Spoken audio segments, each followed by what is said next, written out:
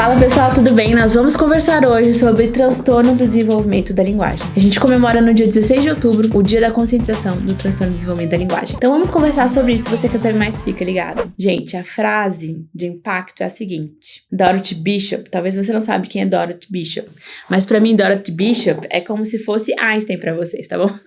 Ela é uma fonoaudióloga muito influente, muito importante, que passou a vida dela, dedicou a carreira, décadas, pesquisas em linguagem, tá? Ela ajudou quando eles foram fazer a redefinição do transtorno de desenvolvimento da linguagem, e ela teve vários insights, assim, que ajudaram a gente nesse aspecto. E tem uma entrevista dela que eu vi numa revista, onde ela dizia a seguinte frase: o transtorno do desenvolvimento da linguagem é o transtorno mais comum do qual você nunca ouviu falar.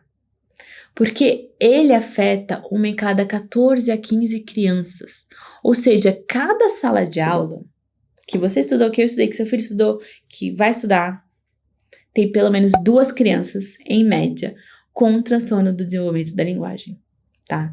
E são crianças que muitas vezes são taxadas de preguiçosas, de difíceis, de burras, tá? E que não é nada disso. A dificuldade delas é em linguagem. Tá bom. Outra frase muito importante da Dorothy. Então, a primeira é essa daí, que é o transtorno mais comum do que você nunca ouviu falar. A segunda que aí essa vai fazer as fichas caírem aí. A dislexia. Todo mundo sabe o que é dislexia. A dislexia está para o desenvolvimento da linguagem escrita, como o transtorno do desenvolvimento da linguagem está para a linguagem oral. Entendeu? A criança com dislexia, ela aprende a ler? Aprende. É difícil para ela? Muito. Mas ela aprende. É a mesma coisa dentro do transtorno de desenvolvimento da linguagem. A criança vai aprender a falar? Vai. Mas é difícil para ela? Muito.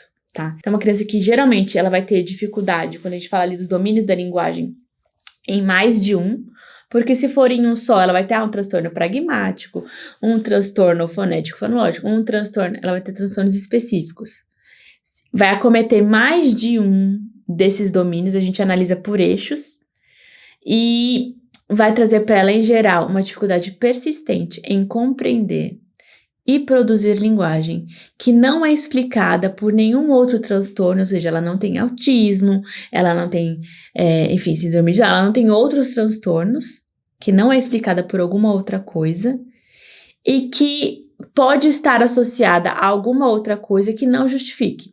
Então, pode estar associada, por exemplo, ao transtorno do processamento sensorial, pode estar associada ao TDAH, mas esses transtornos não justificam uma dificuldade tão grande e tão persistente na linguagem, tá? Costuma ocorrer em famílias, ou seja, tem um componente genético significativo aí.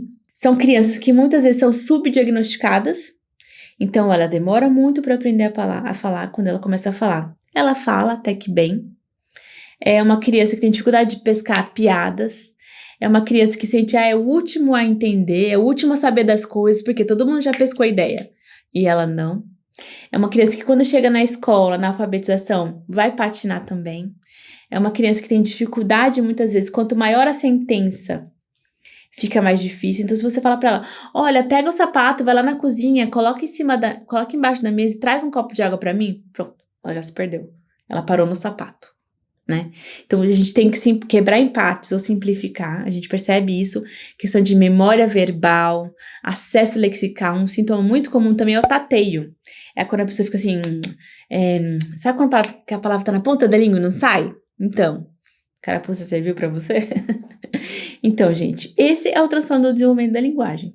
Eu espero que esse vídeo tenha servido para trazer um pouco mais de conscientização, para você saber que ele existe, que ele é real, que muitas das crianças que são taxadas de menos inteligentes, ou de comportamento difícil, ou de muito desatento, vive no mundo da lua, ela pode estar ali com dificuldade de desenvolvimento da linguagem, até de alfabetização ou escolar, enfim, tudo isso pode estar tudo relacionado numa coisa só.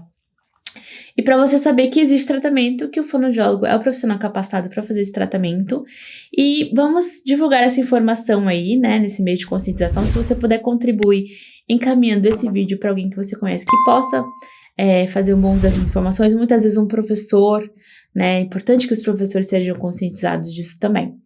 Então é isso. Se você gostou, curte esse vídeo. Te vejo na semana que vem.